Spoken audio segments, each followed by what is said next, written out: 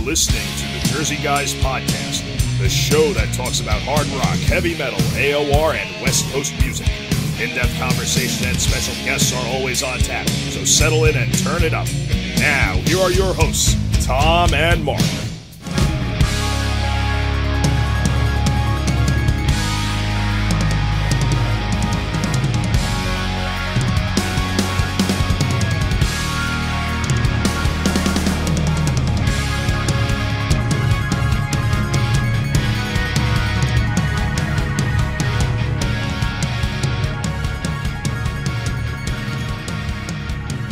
Hey everybody, Mark from the Jersey Guys Podcast. I'm here with my co-host Tom Coyne, as always, and we're back with a brand new episode today. This one we're going to be talking with Frank White and Alan Tecchio, co-authors of a brand new book called Jersey Metal. It's a history of the Garden State's heavy metal scene from 1969 to 1986. This is volume 1. It's going to be part of a 3-part series that's going to come out over the next few years. But this volume covers the early days of the Jersey metal scene, and we talked to Alan and Frank about the stories, the venues, the bands, just everything about the Jersey metal scene in its beginnings. And we get a background on Frank's history as a professional photographer. Alan, of course, was a singer in a band, Hades, had a few albums out, and he's been in a ton of other bands over the years. We talk about that a little bit. But this was a good episode. We had a lot of fun with these guys and got some great stories from both of them. And so we hope you guys enjoy this. Jersey Metal, you can order it at www.jerseymetalbook.com. It's the best place to get it. The guys will autograph it for you if you want, and you're supporting them directly, so it's the best way to get the book. But you got to check this book out. Even if you're not from the Jersey metal scene itself, you're going to find plenty to love about it. There's so many stories, so many pictures, and it's a good one, and I think you guys are really going to enjoy this episode. So let's get right to it. Frank White, Alan Tecchio of the Jersey Metal Book. Hey, everybody. Thanks for joining us for a brand new episode. We're here tonight with Frank White and Alan Tecchio, co-authors of Jersey Metal, A History of the Garden State's Heavy Metal Scene, Volume 1, covering from the years 1969 to 1986. Guys, welcome to the show, and thanks for joining us. Oh, you're welcome. Thank you. Thanks for having us. Yeah, definitely. Congrats on the book. Just came out officially yesterday? Yes. Great, and that's available on Amazon and everywhere else, right? Your best bet is jerseymetalbook.com. Amazon pays us like $3 per book, and the book is $75 because it costs us like $50 to print. Well, I'm glad to hear that because my son just ordered it for me for Christmas, and he ordered it directly. Good. He ordered it directly from you guys. So Great. Thank you. There you go. So I got the book a few weeks back. I know it came out a little bit earlier around Jersey here. Yeah, we wanted to give the New Jersey fans the first taste of the book before it got out to the general public. Okay. Yeah. Now, I was lucky enough to get it. I've been reading through it. I'm about halfway through so far, and it's an awesome book. I mean, it's 340 pages or thereabouts. Great stories, thousands of pictures. So how did you guys get the idea to do this book? Well, I came up with the idea in 2019. I thought that maybe I could use a partner in writing the book. It just so happened I was having my book on Ronnie James Dio reviewed, and I was picking up a copy of Steppin' Out, a local rock. It was Metropolis Nights, not Steppin' Out. Well, no. What happened was I happened to be picking up a copy of Stepping Out because the review was in there, and it was over at a place called Dingo's in Clifton, and the owner came into the place, and he invited me over across the street to his club called Dingbats, and the guy's name is Freddie Dingo, who the owner, and he happened to show me a magazine that was in the corner of the club called Metropolis Nights, and he said to me that Alan Tecchio was a writer for the magazine. And I said, "Oh, great! I know Alan for a long time." He goes, "Oh, okay. I'll put you in touch with him." So he put me in touch with Alan, and then I asked Alan to review my book, which he did. And I saw that he made some corrections, in the writing because it was done over in England, and so it was out of my control.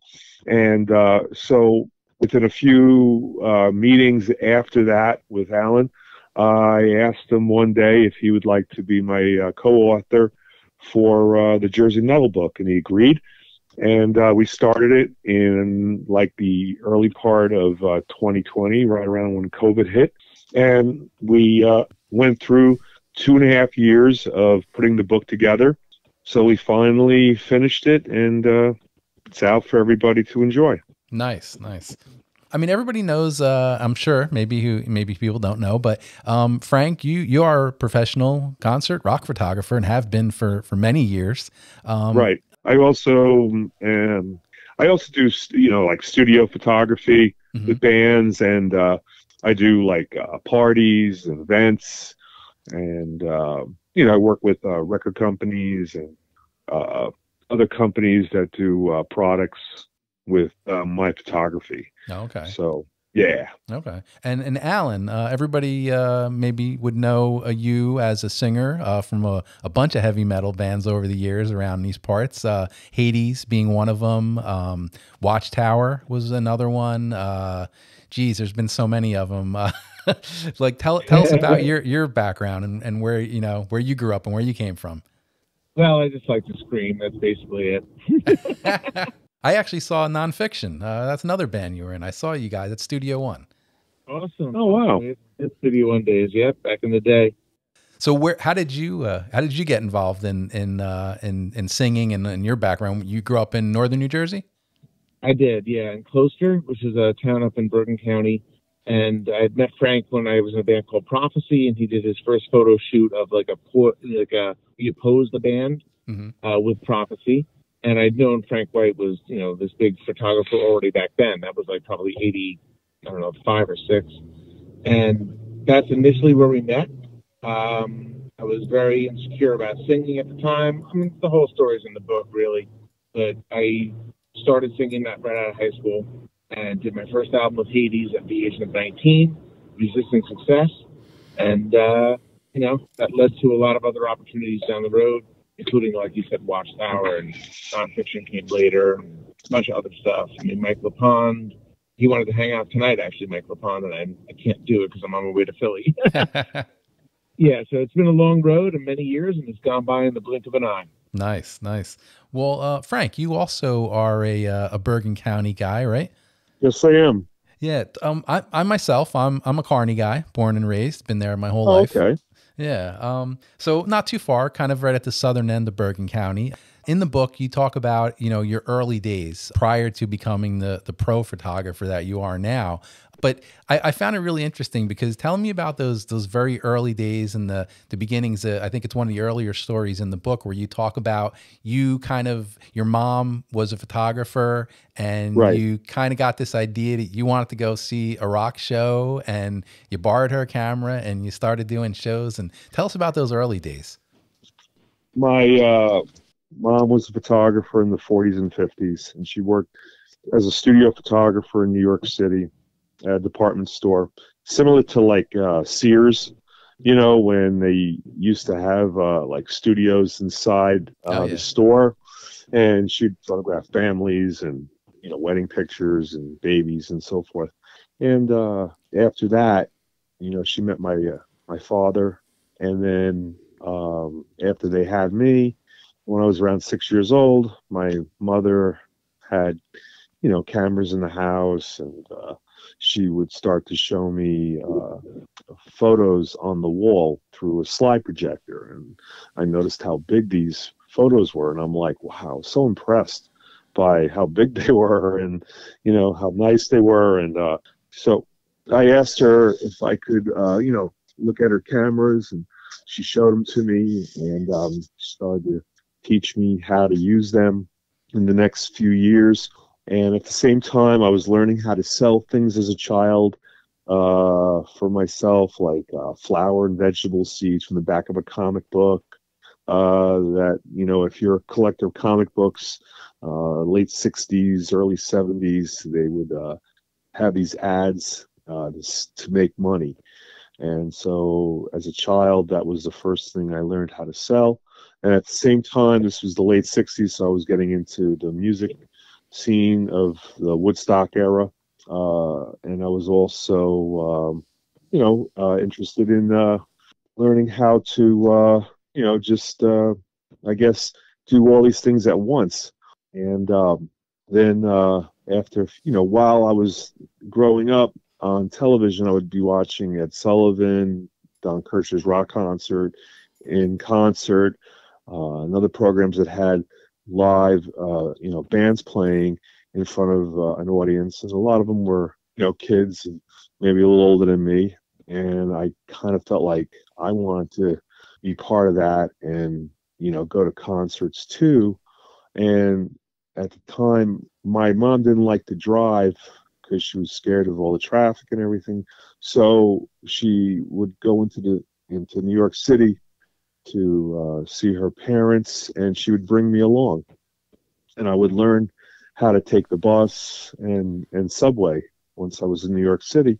So I learned how to get around, and I wasn't afraid as much as if it would be my first time. So around the end of 74, early 75, I heard about Led Zeppelin coming to Madison Square Garden, New York City. And I kind of made up a plan to take my mom's camera without her knowing and lying to my parents and telling them I was in the neighborhood at a friend's house on a school night and that I would be home, around 11:30, 12 o'clock. And they trusted me. And so after school, I got my my mom's camera out of her closet and told them, I'll see you later on tonight. And they were cool with that. And I went down the street, caught the bus into New York City, and then went down to Madison Square Garden. And I had money, enough money to buy film and a ticket and some food. And I ended up getting into the show and getting down into the front part of the orchestra and taking someone's seat for the time being. And when Led Zeppelin came on, it was just an amazing scenario for me to be that close to one of the biggest bands in the world at the time. And I was just like kind of blown away, and I was trying to concentrate on taking pictures. But after a half dozen years of photographing in my neighborhood, my family, and so forth, I was just, I was able to focus really well on Robert Plant, Jimmy Page, John Paul Jones, and John Bonham was a little further back and kind of obscure at my angle, so I didn't really get any photos of him, but I was more in front of Jimmy Page. And so in the book, you'll see as you see the photos of them performing. And but when I got home, I was able to get home in time before my parents kind of figured out anything.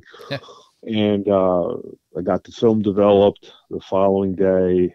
And when I looked at the slides, because that's what my mom taught me to use, I was just blown away by what I had in front of me, and I wanted to keep doing that. So I had to repeat what I just did with my parents for a number of years.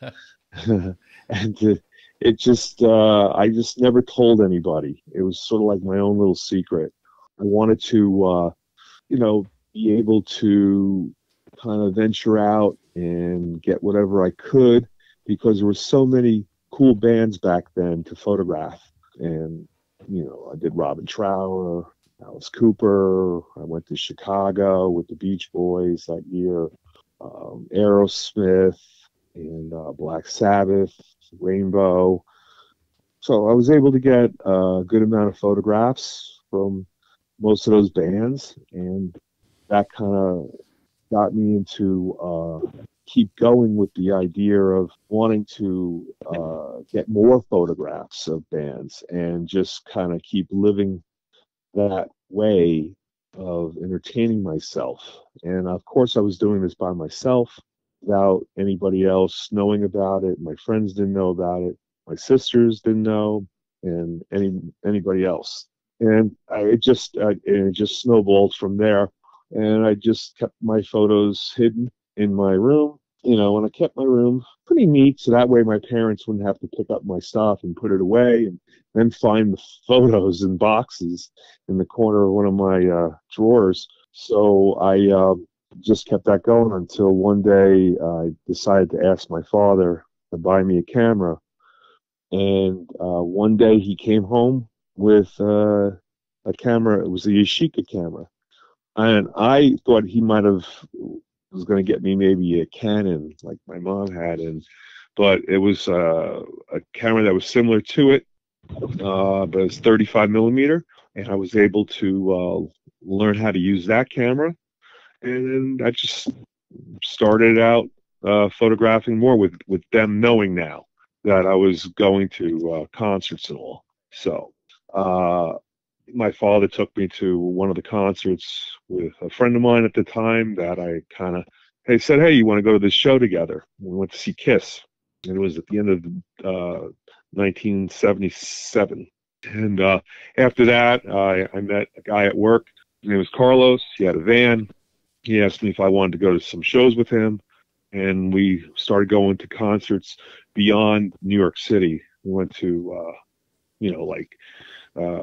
Philadelphia. We went to South Jersey, for shows, further out than I was going, because at the time I was only going into New York City, which was like about a half hour from where I lived in Bergen County, which was in the town of Bergenfield. So Frank, I wanted to mix and match a couple of shows that I grew up in Brooklyn, and I started going to the Garden in the early 70s to see all the major bands. Aerosmith opening for Black Sabbath. Were you there for that? Yeah, it's just that I didn't really get any really good photos at that show. That was on Ozzy's birthday. Yes, that was the Sabbath, Bloody Sabbath tour. Yeah, and I remember Tony Iommi getting hit in the head, yes, like a beer can. Yep, they stopped the show, and all the pictures were in Circus Magazine in the following month. Right, and there was a birthday cake. Yes. I think that came out. Yeah, so it was, all those bands were bands that I was growing up on because I had friends who had older brothers and sisters, and they allowed us to listen to their records back then. So, well, that would be me. I'm 64, so. Oh, okay. Yeah, I'm 60, and it just happened to, grow up really early with learning how to photograph, listening to music, selling things, and then all that stuff, became bigger as I got older. Ted Nugent opened for Black Sabbath. Were you there? No, not for that show. That was the Sabotage tour. Right, yeah. I don't remember Ted Nugent opening up for Sabbath. I do remember Aerosmith opening up for Sabbath. And Van Halen opening up for Sabbath on a Sunday night, 1978. Right, at Madison Square Garden. Yes. Right. That was another one of those shows that I was too far back. I mean, there were times where I would have tickets that I had close seats for most of the shows that I went to, and then there were other shows that I sat further back, and so I just watched like Van Halen blow Black Sabbath away that night. Yes, and a plume of smoke. It was one of the most incredible things I've ever seen. Yeah, I remember also people like holding up crosses down by the front of the stage, and I saw a photo later on, years later, of like a silhouette of people, and there was these crosses. I'm like, oh my God, I remember that image. In my head, it's that image still right. But the thing was, I felt that Black Sabbath wasn't as good as Van Halen was. No, there was just two bands going in two totally different directions. Were you at the Jethro Tull show that was broadcast across in '78? It's 78. Yes. Yes, so was I.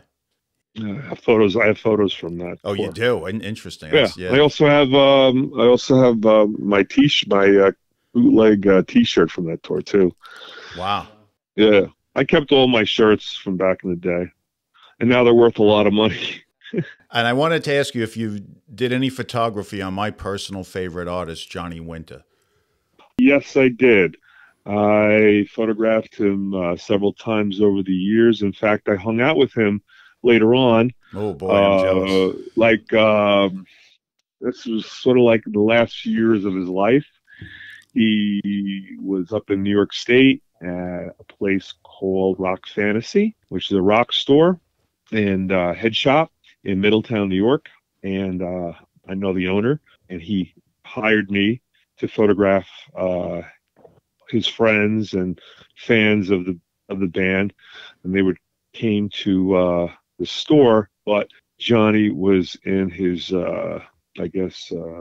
trailer, whatever you want to call it, and I would be on it, and the fans would come on to it one at a time, and I would photograph each fan with Johnny Winter and his crew, whoever wanted to get into the photographs.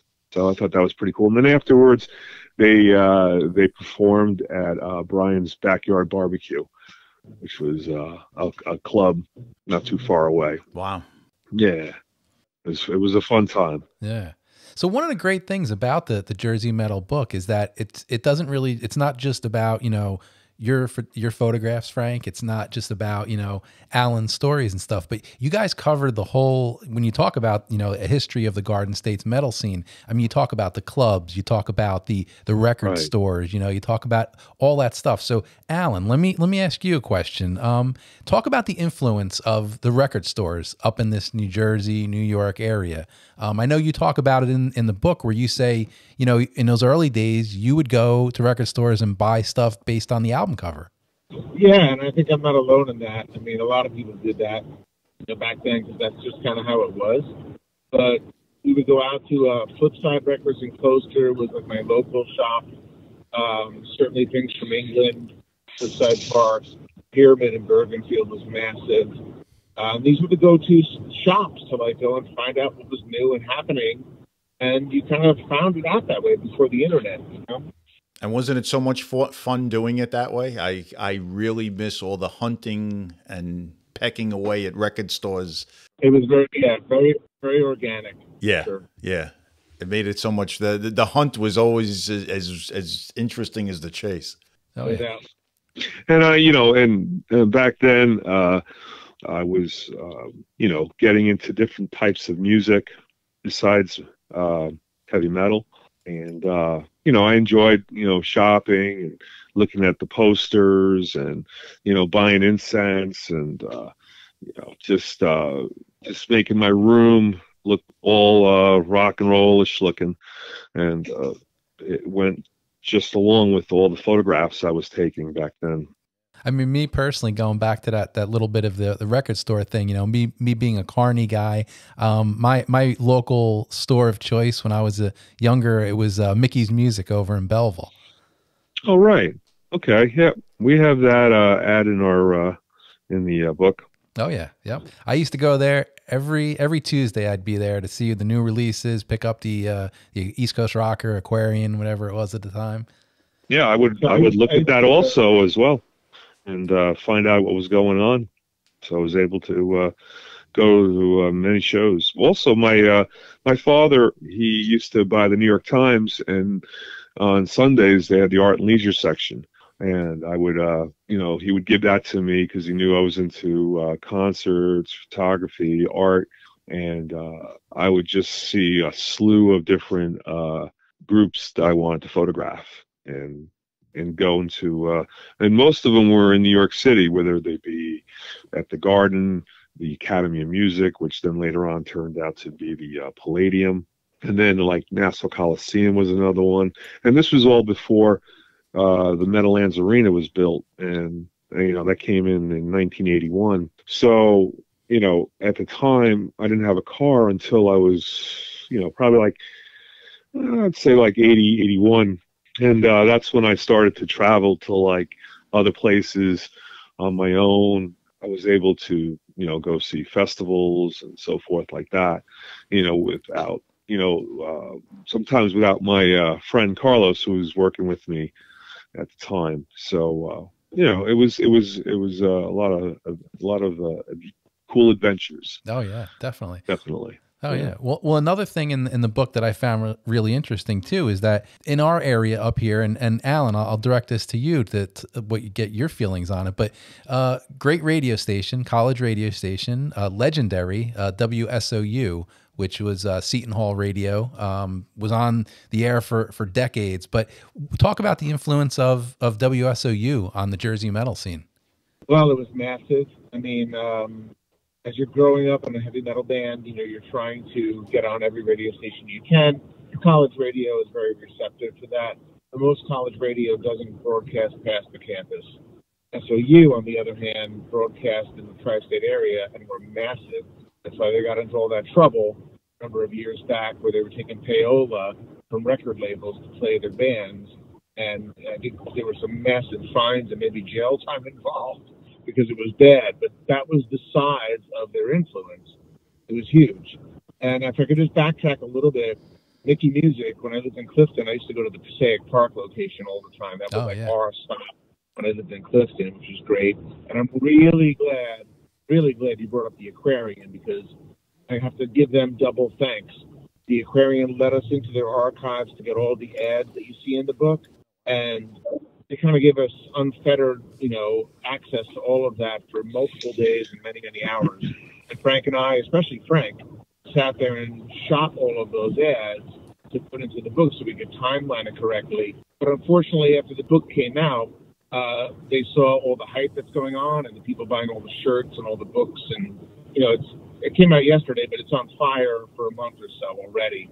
And it's kind of unexpected. To be honest, I'm very psyched about it, but I guess they weren't. So they've denied us the ability to reprint the book in this current format. So what you have right now will never be able to be purchased again once we sell out the first, however many we printed. It's like 1,000 books. And it's important for us legally to say that. You know what I'm saying? Yeah. Because I don't want them coming after us. We're agreeing to their request and not have it in there. And as a result, I'm resetting the entire book for the second printing, and that'll be the future permanent book. And it's actually, I'm going to say it's cooler. When I look back on this book, I think I made the point size a little bit too big in the type, so I lowered that. And the photos sometimes don't get the recognition that they're due, so the photos are going to be bigger.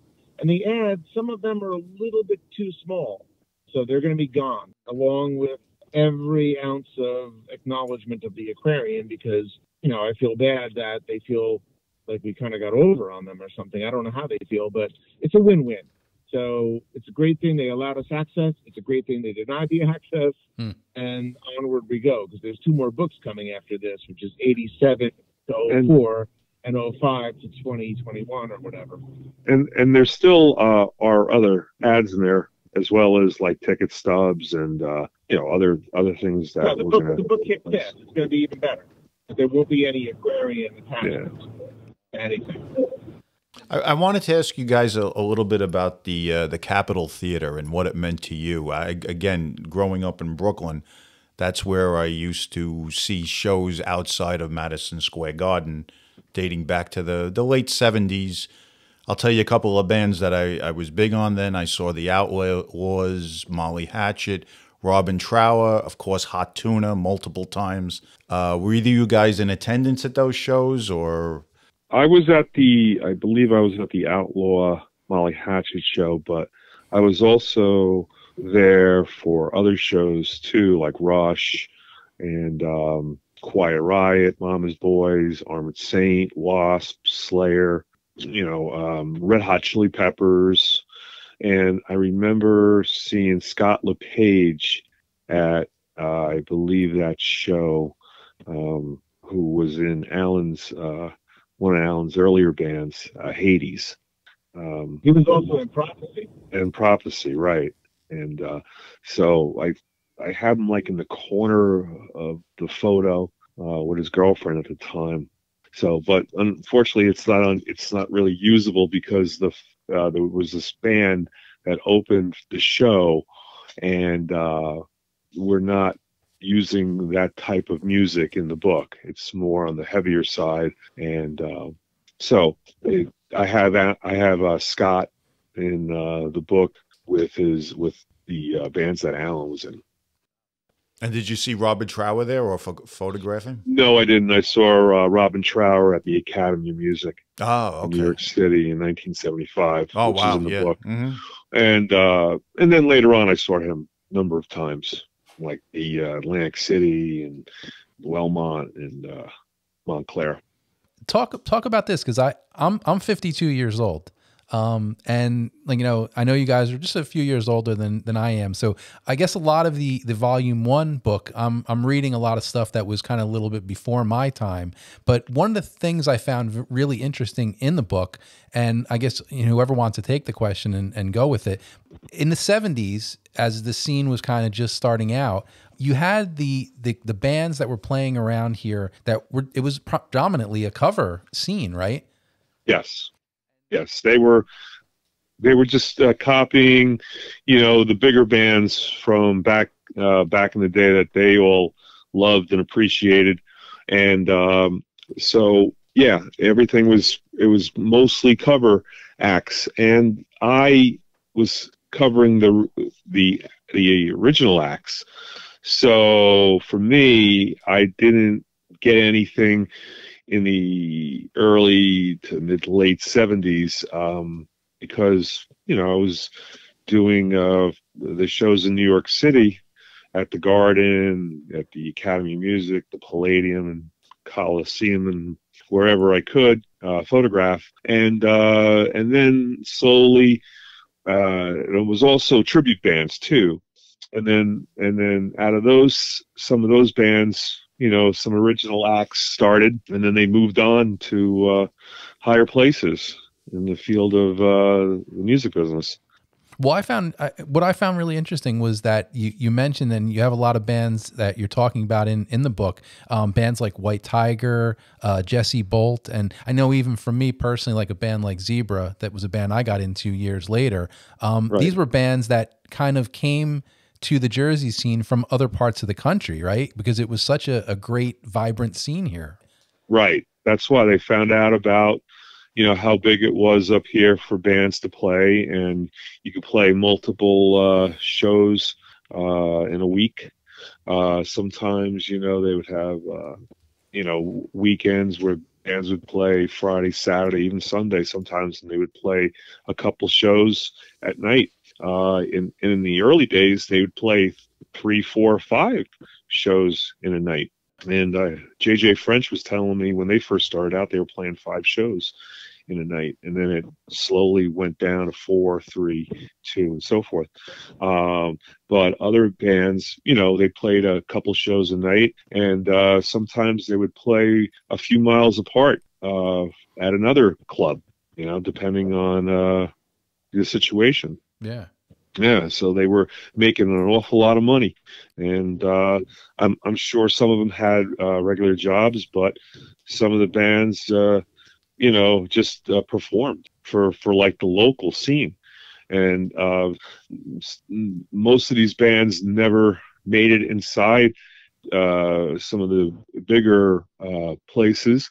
I know, like bands like Monroe and White Tiger, they performed in New Jersey at like the John Harms Theater was one of the gigs, where they went from playing, these really small clubs to an actual performance theater. And so that happened, over time, with a few other bands, depending on how big they got. And Zebra is still performing to this day. They performed just recently. They performed a week ago in Starland Ballroom, actually. That's right.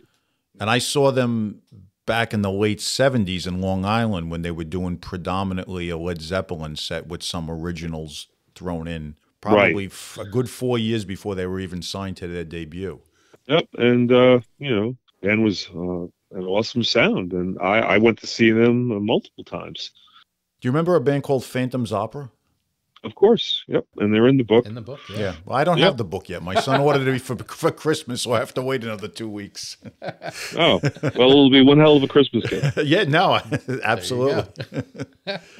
Thank your son for us. I will. Take your time with it. Take your time. No, I definitely will.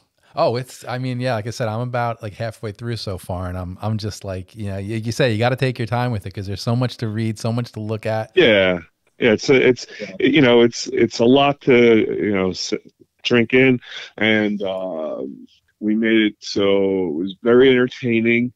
A lot of people are telling us that they have a hard time putting it down. And then they're always finding something new inside the photographs and the information with the ads and everything. So it's a very entertaining book.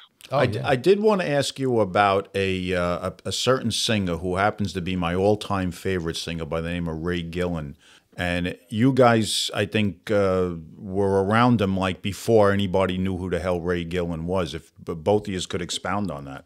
Yeah, I saw him at the circus and the Hole and Silk Factory and Harlot, and they were around for a short period of time because back then Ray was in a few other bands, Messiah, F66. He was in what was that band? He was in another band. I was trying to think of it the other day when me and Mark were talking about it. And so I only saw him, like I said, a couple times back then. And then the next time I saw him, he was performing with Black Sabbath. And I photographed him then, and he also invited me over to his apartment in New York City, where I photographed him and his girlfriend, and got a photo with got him outside in front of his place and in Central Park. Really, really nice guy, and then he goes into his next band, Badlands, and I photographed him in that band too. Yeah, we had Jeff Martin on the podcast just recently, and he was talking extensively about Ray and what a nice guy he was. But I wanted to ask you, when you saw him early on, did you have any inkling that he would have become as big as he was? Yeah, I thought with his performance, voice, and all, I had a feeling that he would move up in the rock world, definitely, because he was around a lot too, and he was very personable. He'd like to get his photo taken. He was great on stage, and he connected very well with the audience. And I think he just outgrew the club scene, right? And had to go to the next step up, which seemed to work out well for him. Oh, definitely. Talk about Alan. Maybe you want to join in here on this one. Talk about some of the clubs that may have been like your personal favorites back in the day.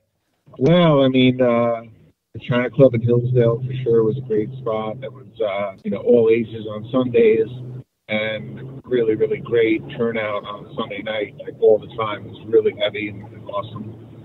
We have a big feature in the book on Sabotage, that one of the gigs they played there, which is really cool. It's like one of my favorite parts of the book. But Studio One for sure in North Newark, where everybody's car got broken into. It was a sketchy neighborhood. Oh yeah. It's there's a lot of places, man. I mean, it's like even the smaller places, like Connections in Clifton. We would, when we had no money in nonfiction, that'll be in the second book. We would go there to rehearse on their open mic night because we couldn't pay for a studio to rehearse. Yeah, right. There were a lot of places, man. It was great, and of course all the New York places, the Limelight, Lemoore. A lot of really, really good opportunities there to play in front of people. Oh yeah. I'm a guy that I was being in Kearney. I was my home club was Studio One, and like you said, I always was worried about driving my car over there. Yeah. What about Escapades? Escapades pretty close in to Jersey City. Jersey City. Oh yeah, that's another one. Yep. Did you remember the guy Randy Rocks? Sure. Yeah. He's in our book. He became a friend of mine back in the I'd say late 70s, early 80s, and I remember him talking about the band Sin. And he showed me the album, with the EP with the snake on it, and I was like, "Wow, this is a really cool band, cool name." That was Rick Fox's band, wasn't it? Right. Yeah. Yep. They were supposed to be a big deal. That got hyped like incredible, and it never went anywhere.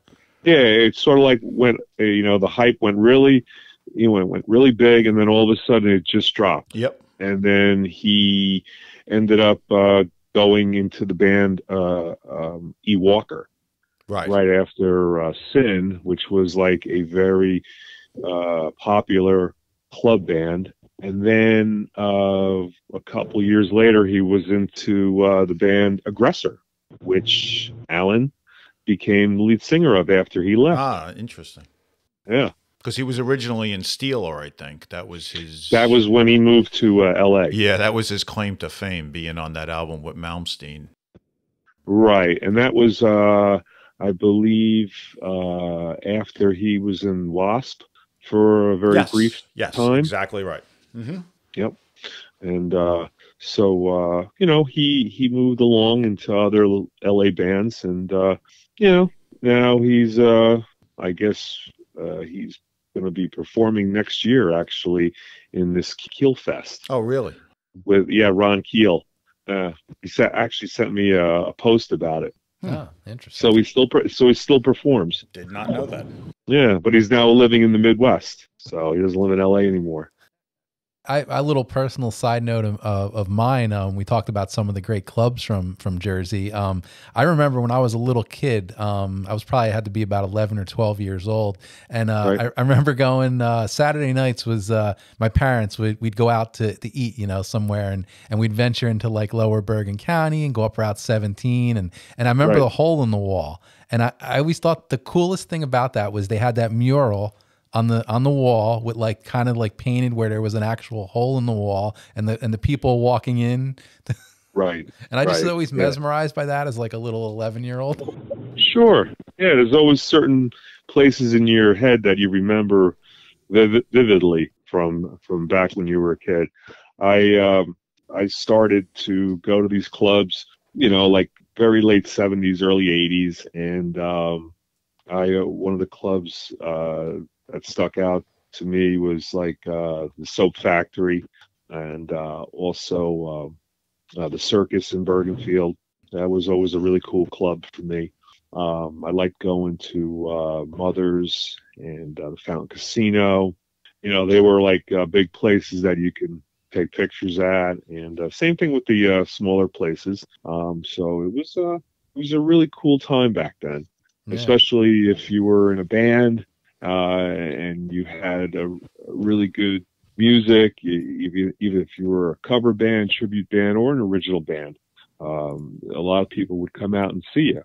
They would always support the scene and the music. So, I'm glad that I was a part of all that and been able to do a book about it. Yeah. Well, the funny thing is you're similar in age to me. You're 60, I'm 64. We kind of were able to overlap. I mean, I'm 4 years older than you, so I was able to overlap both of those scenes. Like I came in early 70s and rode the wave of the whole 70s, and then rode the wave through my 20s up to 30 in the 80s. So we're just at that sweet spot where you're able to get both of those eras like almost in their entirety. Yeah, I mean, I'm just glad I started out at a young age, right? And at a time when, if I was 12 photographing, there were people that were 16 and 17 that started to photograph around that same time period. So I, just got a head start with my mother, and thank God that that she was a photographer, so she could teach me how to take pictures of people. And, I always thank her to this day about being that helpful to me. And she always gets a kick out of the stories I tell her about how I would leave the house and tell her I would be in the neighborhood at a friend's house. Well, I used to do that too. That's why when you told me this, I related with that. I used to leave my neighborhood in Gerritsen Beach in Brooklyn, take 3 buses and the D train into Manhattan to see a band, come home, and my parents never knew I left Gerritsen Beach. And I heard that, similar stories from other people. And I thought I was really the only one doing it until later on, hundreds of other people were doing the same thing. Because this was an era you could be out of your parents' sight as a young teenager for 4 or 5 hours, and they didn't think anything of it. You know, now Right. if you're out of your parents' sight for 5 minutes, they're calling the police. Or they're trying to call you on your cell phone. Exactly. Well, that was the other thing too. Nobody could track you down. So yeah. That's right. That's right. That was one of the greatest things about the whole time period. Just think, if there were cell phones at that time, this could have never been done. I would have been nailed. Yeah. Yeah. Yeah, I didn't know if I would have became a photographer after that. You would have got bagged at that first Zeppelin show. Yeah. Yeah. Talk about I don't know if Alan, you want to take this, or talk about some of the bands, because in the book, you know, you have the big bands. You talk about the Twisted Sisters, the Overkills, the Bon Jovis, the Skid Rows. I mean, there's even in this book, even though it only goes up to 1986, you got a little mention of Trickster in there, you know. Right. But talk about some of those bands like the Monroes and the Prophets and the TT Quicks and the Xenons and the Dead End Kids, and talk about some of the bands that you saw that maybe never got to that next level with a major label deal or anything, but some of the bands that left an impression on you. Yeah, so Dead End Kids, all that stuff really predates me, so I can't really comment. TT Quick for sure, you know, went to see them a bunch of times. They were massively huge locally. Never seemed to break out outside of the area, unfortunately. But great band. And I mean, there were a lot of really like important bands back then, but it was a very different scene. You know, like there's no internet, there's no world like you know us today, right? So we go see bands in bars. I remember seeing Tersha doing the Judas Priest show in Bergenfield, and it's a magical experience, you know. Well, let's talk a little bit, Frank, or if you want to jump in on this. The Jersey Metal book it's scheduled to be a 3-volume book, right? Right. The first one just out yesterday officially. Where are you guys at with volume 2? We started in 1987, and the first story we talk about is when Slayer, Wasp, and Raven toured, and they played at the Capitol Theater, and that tour, Tony, the drummer from Whiplash, took over for Dave Lombardo briefly on that tour. And so that would be the first show that we feature in the book. And then we just go through the years 87, 88, 89, all the way up to 2004. And then after that, our next book would be 2005 to 2021. So it's going to roughly take, you know, between both books to come out, I would say 3 to 4 years, you know, and maybe even sooner, depending on how, you know, quickly and efficiently we can get it done. So where can, you know, you mentioned before, where can everybody get the book now? JerseyMetalBook.com. Yep, right. That's where, you know, you can get it from us directly. And it also, I guess, will be selling on at Barnes & Noble, the book printer, Book Baby, and, of course, Amazon. And then you might find it on other sites online. But we'd like to have as many people as possible buy the book directly from us. So Sure. we could, you know, sign, you know, to whoever, or if they don't want any signatures, they can get the book shipped from our home. Right. Yeah, your best bet is JerseyMetalBook.com, because there you can request a signature, all that kind of stuff. You buy it through the printer or whoever else. And we also have T-shirts. Right, we have T-shirts, stickers, and the whole nine on the site. Okay, great. And hopefully we might be bringing out other merch in the near future. I'll request a hoodie because I live in those things in the winter. Hey, you know, maybe that could happen. Hey, I already got the T-shirt, so. Great. Yep. And you can wear that in any metal show. That's right. That's a great thing. Exactly. So, well, guys, we appreciate the talk tonight for sure. You know, Alan driving up and down the turnpike, hanging in there. We appreciate that. I'm on 295 right now. Oh, nice. Yeah, I know that area. So anyway, hey guys, best of luck with this book. We'll pump it up on our socials and everything, and hopefully if everybody's listening out there, even if you're not from New Jersey and you didn't grow up in this scene, there is a ton in this book that will interest you, And it's amazing because you know, you talk about the national band, you got the Twisted Sisters, and I can't wait till volume 2 because that's going to be my sweet spot where I got grew some up. great rainbow. I saw Mark's book, some great rainbow pictures with Jolyn Turner. Yep. Yeah, and there's lots of Maiden and Priest in there. It's like a lot of really cool stuff. And it's just going to get better as the years go on. Oh yeah, the next books. volume, we're already anticipating that. That's going to be killer. We've already collected a whole bunch of photos and stories already, and yep, I'm just going to get it situated out and take our time. It's like putting together a giant jigsaw puzzle, you know, and creating. You know, we're creating the stories. You know, we're interviewing bands. You know, getting their side, getting their wild stories that they can give us, and you know, information that a lot of people wouldn't know about them. And then you know, it should be another wild ride. Excellent. Looking forward to it for sure. Thank you, guys. Thank you, gentlemen. Thank you I appreciate so it. Yeah, no, appreciate the talk tonight. Thanks, man. I appreciate it too. All right, guys. Bye, guys. Take care. Take care, guys.